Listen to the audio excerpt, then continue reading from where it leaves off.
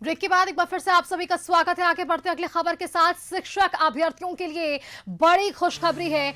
इसी महीने बीपीएससी को लेकर अब अपनी याचिका जो है याचना वो भेज दी जाएगी।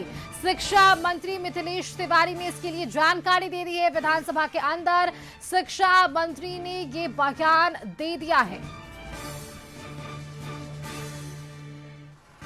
मुख्यमंत्री जी ने कुछ ही दिन पूर्व 1 लाख शिक्षकों की बहाली अगले 5 साल में करने का निर्णय लिया है और हम लोग इसी महीने टीआरई 4 की अधियाचना भेजने वाले हैं।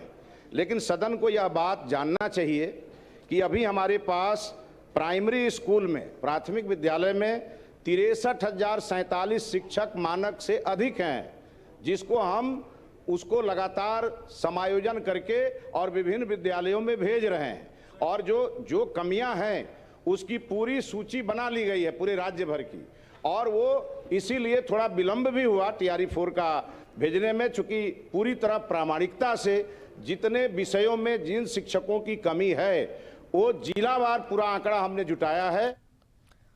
तो मिथिलेश तिवारी शिक्षा मंत्री की तरफ से बीपीएससी टीआरई 4 को लेकर के बड़ा बयान सामने आ चुका है। हमारे साथ संवाददाता प्रीतम जुड़े हुए हैं फोन लाइन पर। प्रीतम, खुशखबरी इसे मान लें, इसी महीने बीपीएससी को लेकर अधियाचना भेजी जाएगी, ऐसा स्पष्ट कर दिया है शिक्षा मंत्री ने।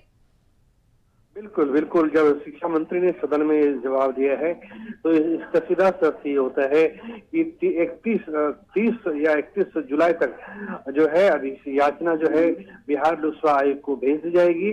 और चूंकि इसका एक प्रोसेस ये होता है सुष्मिता कि जब भी अधियाचना भेजी जाती है तो अधियाचना भेजे जाने से अधियाचना के प्रकाशन यानी आवेदन निकाले जाने तक में ऐसे 7 दिन का समय लगता है।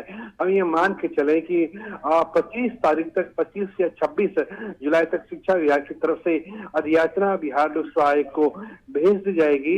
और ये टाइमलाइन जो शिक्षक अभ्यर्थी है उस पर नोट करके रखना चाहिए कि जहाँ तक जानकारी मिली है कि 25 से 26 जुलाई तक शिक्षा विभाग की तरफ से अधियाचना बिहार लोकसेवा आयोग को भेज दी जाएगी। और फिर बिहार लोकसेवा आयोग 6-7 दिन का समय लेकर 2 या 3 अगस्त को 21,000 पदों के लिए विज्ञापन जारी कर देगा। तो ये मान के चल सकते हैं सुष्मिता की जिस तरह से शिक्षक अभ्यर्थी लगातार ये मांग कर रहे थे शिक्षक बहाली को लेकर, उनकी ये मांग अब पूरी होने जा रही है। एक बार फिर से शिक्षा मंत्री मिथिलेश तिवारी ने सदन में इस बात की सार्वजनिक रूप से घोषणा की है कि इस महीने के आखिर तक अधियाचना भेज दी जाएगी, यानी 25 से 31 तारीख तक अधियाचना भेजी जाएगी। और मोटा मोटी अगर 25 तारीख को अधियाचना भेजी जाती है ये 26 तारीख को, तो 2 या 3 अगस्त को आवेदन सामने आ जाएगा बिहार लोकसेवा आयोग की तरफ से। या अगर 30-31 तारीख तक अधियाचना भेजी जाती है तो मोटा मोटी 6 से 7 अगस्त तक आवेदन बिहार लोकसेवा आयोग की तरफ से जारी किया जाएगा। 21 दिन का समय अभ्यर्थियों को दिया जाएगा, उसके बाद फिर परीक्षा की घोषणा की जाएगी।